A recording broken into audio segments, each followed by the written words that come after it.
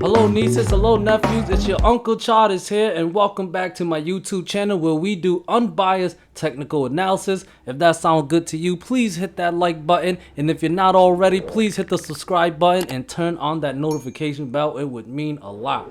Alright, we're gonna start this off as usual with the option flow from Chatter Flow. Flow sentiment is bearish. Okay, 85% in the puts, 15% in the calls, filtered for 500k premiums or above, and as you can see, big money is still overall bearish. Okay, now this is my Discord where I post all my analysis and plans and trade idea every morning, every day, throughout the day. Didn't talk about this yesterday, but today's plan was very similar to yesterday's plan, and I wrote right here, bull case scenario. As of writing this, SPY is around 369.5. This zone must hold and clear some resistance for me to be short-term bullish. I will look for calls if SPY can clear 370.5 or 372 to put 373.5, then 375.5 to 376 zone in play. Okay? So basically the plan or the plan for the day was calls above 370.5 or 372 resistant levels. Okay? And as you can see here, I usually execute my trades on the 15-minute chart.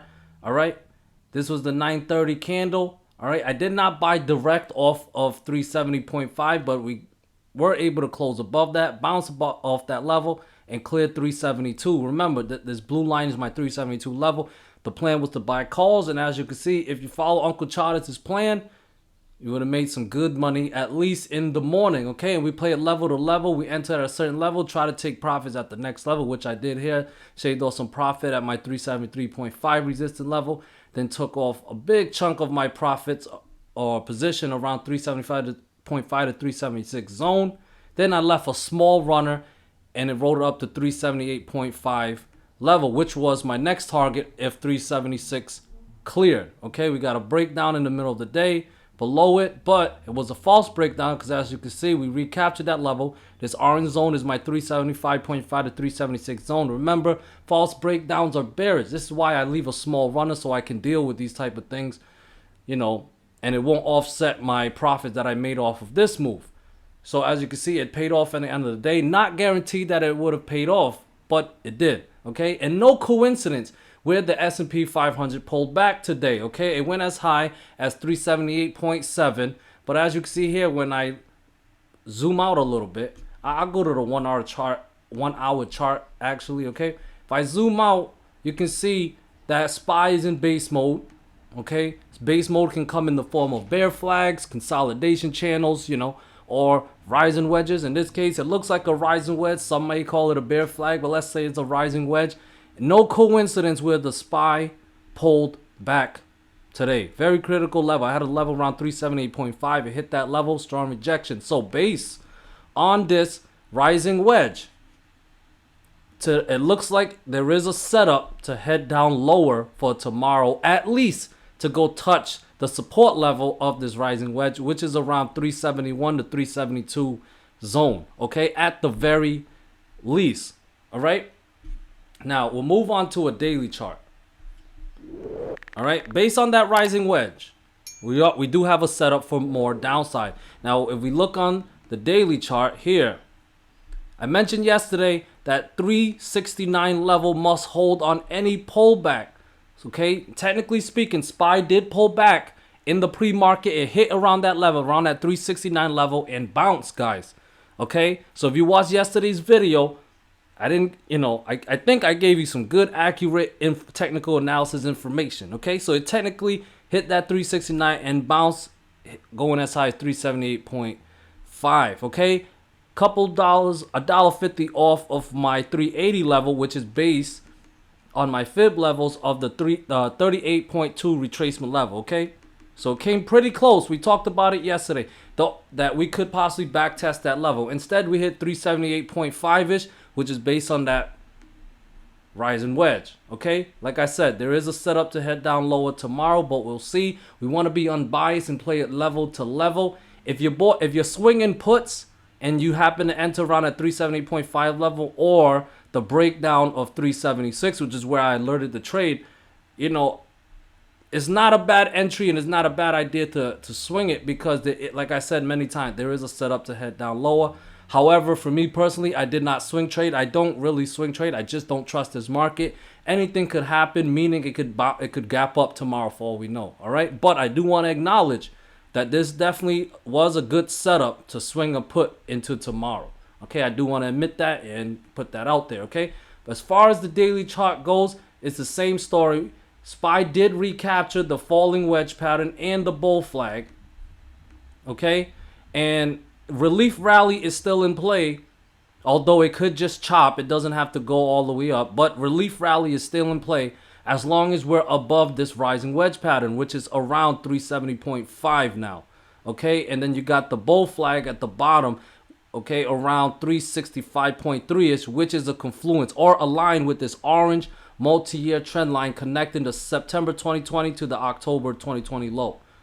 Okay, guys, so for me to be bearish, I need to see a breakdown back below this falling wedge pattern, which means SPY needs to get below 370.5, take out that 369 level, possibly go back down and test the 365 to 366 zone. I'm going to give it a zone because the levels are never 100%, but give it a zone. But if 365 fails, we can go back and test the previous low at 362, which I would favor will not hold. Of course, it could possibly hold, but I favor that it won't hold, and we can possibly drop even lower down to the 50% retracement level of my fib levels, and which is around 349.23. We'll give it a zone 349 to 350. Would love to see we test that level. Not because I want to see SPY go down or anything. I'm just, I'm a technical analysis person. I just want to see the technicals play out. Although, I'm going to follow price action because price action is king. So for me to be bullish, obviously that 370.5 level must hold. And if we base it on the rising wedge, that 372 to 371 zone must hold. Okay? And I would like to see SPY take out some resistant levels. Right, 376 is still a resistant level that I'm watching, okay? But above that is that 378.5. Okay, we got a strong rejection of that level today. If we can clear that level, we can possibly test 380. All right, now we do got a gap up here around 390-ish. Okay, now using my fib level, I added fib level from January's high to June's low. I do have a fib level at the 23.6 retracement level around 390. Now, if we can recapture the 23.6 retracement level at 380, I favor we go and fill that gap around 390. And if we can clear 390, I favor we go fill the other gap around 401.5. All right, only in play if we can clear 380. All right. Now, if we break back below this falling wedge, break back below 370.5, I favor, like I said earlier, more downside, starting with 365 to 366 zone. That fails 362, and if that failed, possibly a lower low. I do have some levels around 359 and 354, but I would favor we go test the 50% retracement level at 349 to 350 zone. All right, guys. So I hope that made sense. That's what I got for you as far as SPY goes. Look at the VIX. It lost another critical support level. We talked about the support level at 29.74 yesterday. Lost it. Okay. So for me to be bullish on VIX tomorrow, I need to recapture that level to put 32.3 back in play. If not, we can continue downwards where I have the next support level at 27.59, then 25.45. All right. As long as VIX continue downwards, there's a chance that the SPY will continue upwards and the relief rally can continue. Okay, guys? Triple Q here. Like I said yesterday, I had that critical level at 282.3. We did broke above that a few times intraday, but at the end of the day, we closed below it, which makes I just can't be bullish because we just didn't get that close above it. So now that we tested that level again and broke below it and rejected, I am favoring more downside down to 275 than 270.2. And if that fails, we can drop much, much lower. If I go to the left of the chart, you can see some support here. A previous low here around 267, then possibly around 261 to 260 zone. Okay, guys, only bullish above 282.3. That's my level that I'm watching, okay? But right now we're below it. I can't get bullish right now. I'm more bearish and favoring more downside. Eyeballing that 275 level. Dow Jones had a level around 305.5, similar to the QQQ. We managed to get above this level intraday, but it closed below it.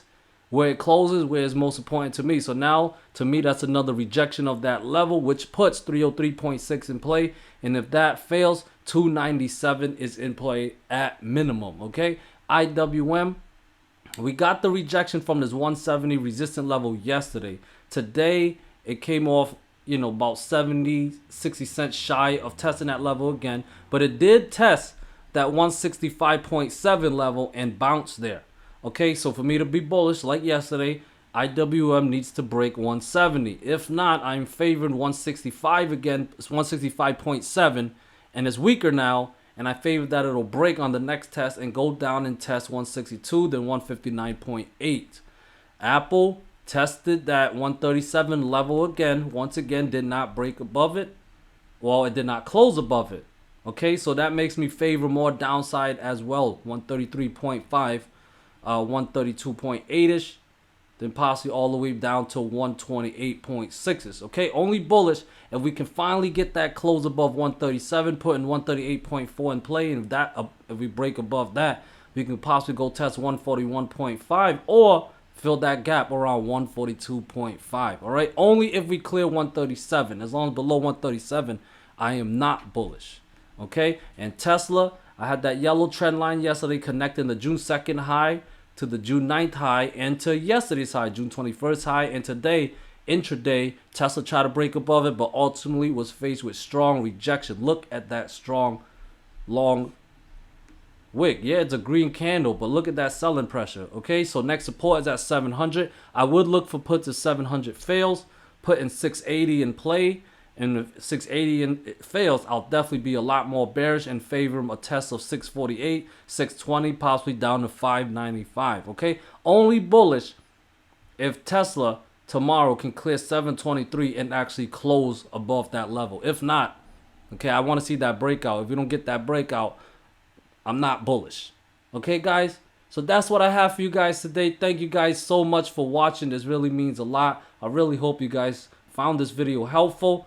All right, I don't really make predictions. I don't make forecasts, but what I can do for you is identify critical areas of resistance and support, and you know, and teach us, me and both you and all of us as watching, the importance of being reactive trader, not traders that try to predict, but reactive trader, reacting in real time. When a resistance is cleared, look for calls. When a support fails, look for puts. Those type of things, just reacting to the price action in real time.